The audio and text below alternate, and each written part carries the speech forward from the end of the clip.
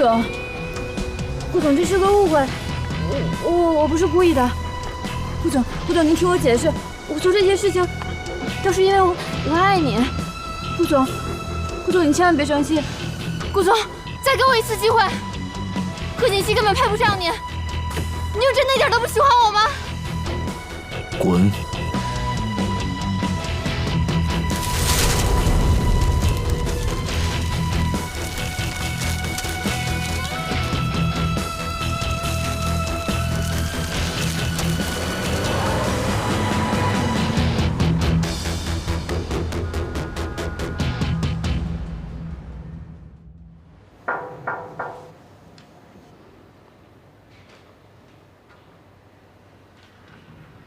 王叔，少夫人，今年是神龙集团20周年周年庆，老夫人说到时候要你和少爷一起参加，这是老夫人送给您的礼物。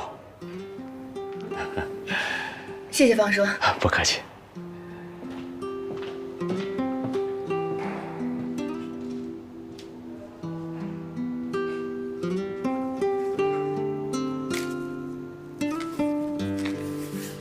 这么看来的话，奶奶应该是不生气了。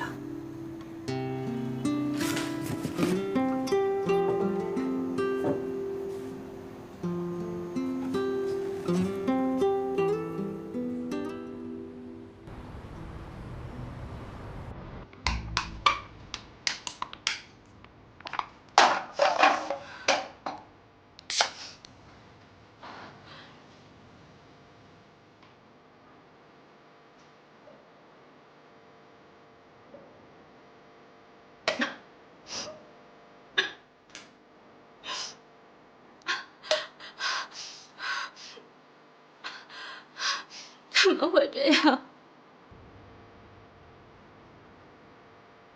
怎么会这样？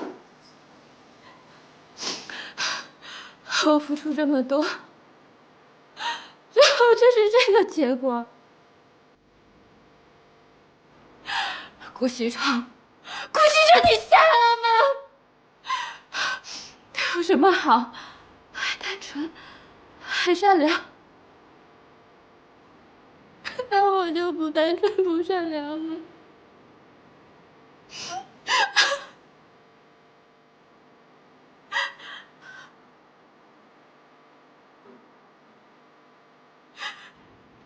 不要，